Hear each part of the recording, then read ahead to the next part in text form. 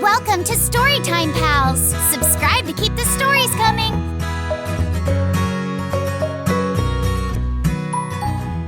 Hi there, everybody. It's your pal Vernon. The next story I'll be reading to you is in honor of Earth Day. It's by Dr. Seuss, and it's one of his most famous and well-known stories. It's called The Lorax. All right, you ready to get started? Here we go. At the far end of town, where the grickle grass grows, and the wind smells slow and sour when it blows, and no birds ever sing excepting old crows, is the street of the lifted Lorax. And deep in the grickle grass, some people say, if you look deep enough, you can still see today where the Lorax once stood, just as long as it could, before somebody lifted the Lorax away. What was the Lorax, and why was it there? And why was it lifted and taken somewhere from the far end of town where the grickle grass grows? The old Onceler still lives here. Ask him. He knows. You won't see the Onceler. Don't knock at his door. He stays in his lurkum on top of his store. He lurks in his lurkum, cold under the roof, where he makes his own clothes out of miff-muffered moof. And on special dank midnights in August, he peeks out of the shutters, and sometimes he speaks and tells how the Lorax was lifted away. He'll tell you, perhaps, if you're willing to pay. On the end of a rope, he lets down a tin pail, and you have to toss in 15 cents and a nail, and the shell of a great-great-great-grandfather snail. Then he puts up the pail, makes a most careful count, to see if you've paid him the proper amount. Then he hides what you paid him away in his snub, his secret, strange hole in his grubulous glove. Then he grunts, I will call you by whisper-ma-phone, for the secrets I tell are for your ears alone. Ooh. Slub! Down slups the whisper-ma-phone to your ear, and the old Onceler's whispers are not very clear, since they have to come down through a snurgly hose, and he sounds as if he had smallish bees up his nose. Now I'll tell you, he says, with his teeth sounding gray, how the Lorax got lifted and taken away. It all started way back, such a long, long time back. Way back in the days when the grass was still green, and the pond was still wet, and the clouds were still clean, and the song of the swami swans rang out in space, one morning I came to this glorious place, and I first saw the trees, oh, the Truffula Trees, the bright colored tufts on the Truffula Trees, mile after mile in the fresh morning breeze. And under the trees I saw brown barbaloots, frisking about in the barbaloot suits as they played in the shade and ate truffula fruits. From the ribulous pond came the comfortable sound of the humming fish humming while splashing around. But those trees, oh, those Truffula Trees! All my life I'd been searching for trees such as these. The touch of their tufts was much softer than silk, and they had the sweet smell of fresh butterfly milk. I felt a great leaping of joy in my heart. I knew just what I'd do. I unloaded my cart. In no time at all, I had built a small shop. Then I chopped down a Truffula tree with one chop, and with great skillful skill and with great speedy speed, I took the soft tuft, and I knitted a thneed. What's a thneed? The instant I finished, I heard a gazump. I looked. I saw something pop out of the stump of the tree I'd chopped down. It was sort of a man. Describe him? That's hard. I don't know if I can. He was shortish and oldish and brownish and mossy, and he spoke with a voice that was sharpish and bossy.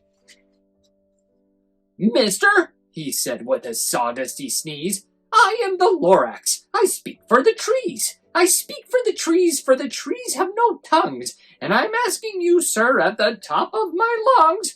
Well, he was very upset as he shouted and puffed. What's that thing you've made out of my truffula tuft? Look, Lorax, I said, there's no cause for alarm. I chopped just one tree. I am doing no harm. I am being quite useful. This thing is a thneed. Thneeds find something that all people need. It's a shirt, it's a sock, it's a glove, it's a hat, but it has other uses. Oh yes, far beyond that.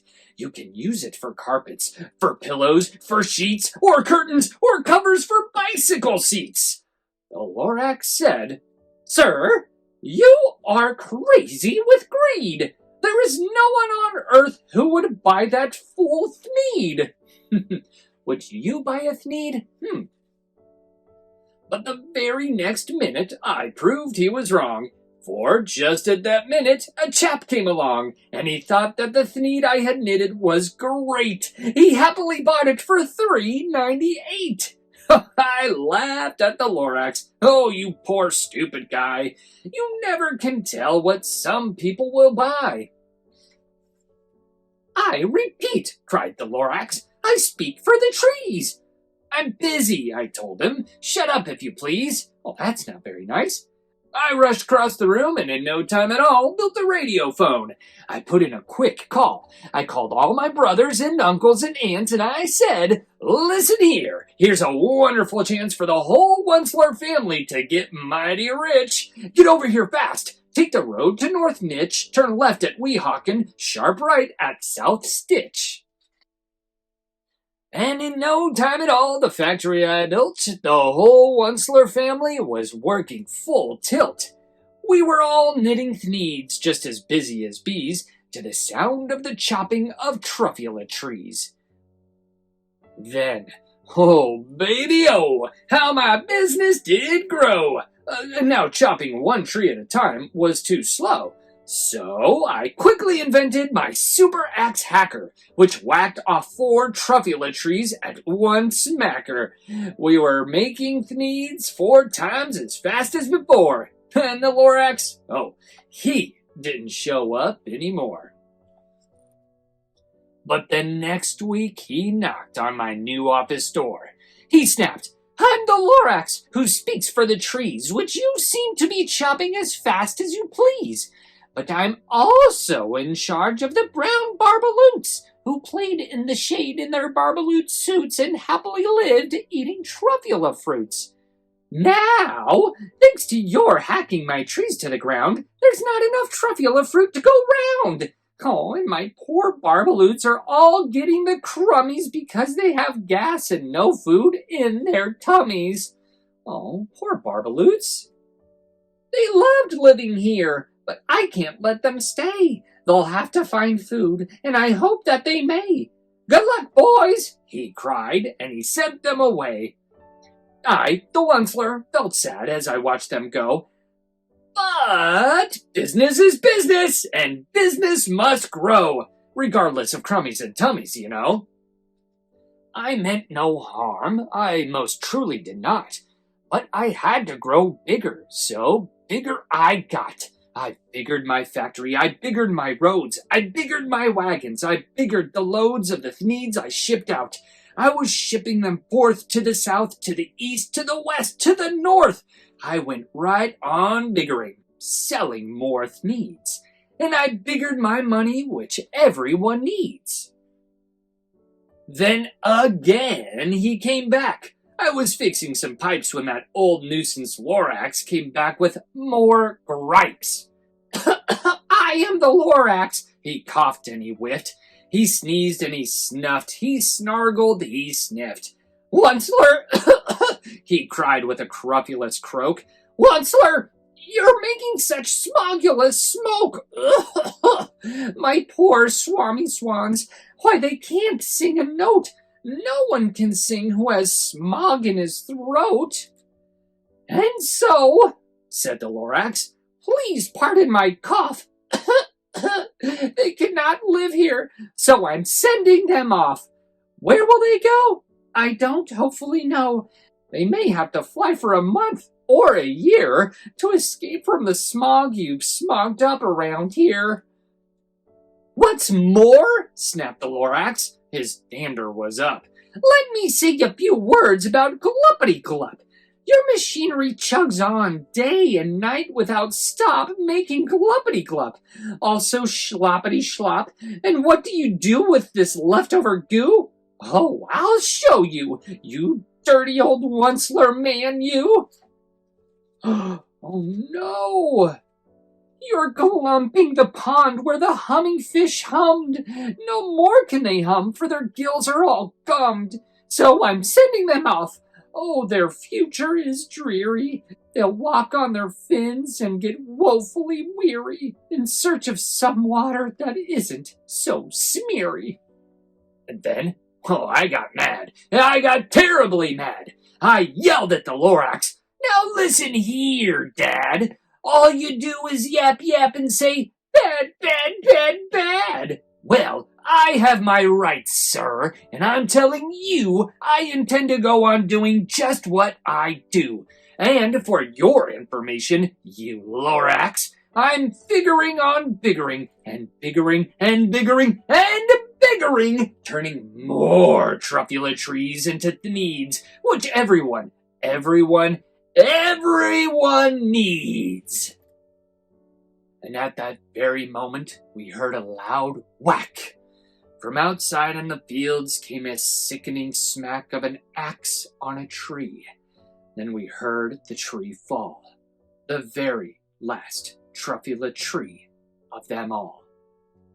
No more trees, no more needs, no more work to be done. So, in no time, my uncles and aunts, everyone, all waved me goodbye. They jumped into my cars and drove away under the smoke-smuggered stars.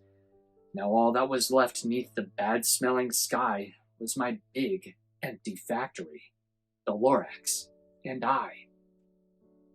The Lorax said nothing, just gave me a glance, just gave me a very sad backward glance, as he lifted himself by the seat of his pants. And I'll never forget the grim look on his face when he hoisted himself and took leave of this place, through a hole in the smog without leaving a trace. And all that the Lorax left here in this mess was a small pile of rocks with one word, unless. Whatever that meant, well, I just couldn't guess. That was long, long ago, but each day since that day I've sat here and worried away. Through the years, while my buildings have fallen apart, I've worried about it with all of my heart. But now, says the Onceler, now that you're here, the word of the Lorax seems perfectly clear. Unless someone like you cares a whole awful lot, nothing is going to get better. It's not. So, catch, calls the Onceler. He lets something fall. It's a Truffula seed. It's the last one of all. You're in charge of the last of the Truffula seeds, and Truffula trees are what everyone needs. Plant a new Truffula. Treat it with care. Give it clean water and feed it fresh air. Grow a forest. Protect it from axes that hack. Then the Lorax and all of his friends may come back. The end. Well, everyone, I hope you enjoyed that story. And remember, we have to take very special care of our planet. So happy Earth Day. I'll see you next time. Bye. Thanks for watching Storytime Pals. Make sure you hit the big red subscribe button on our main page, and don't forget to check out all of our other great stories. See you next time.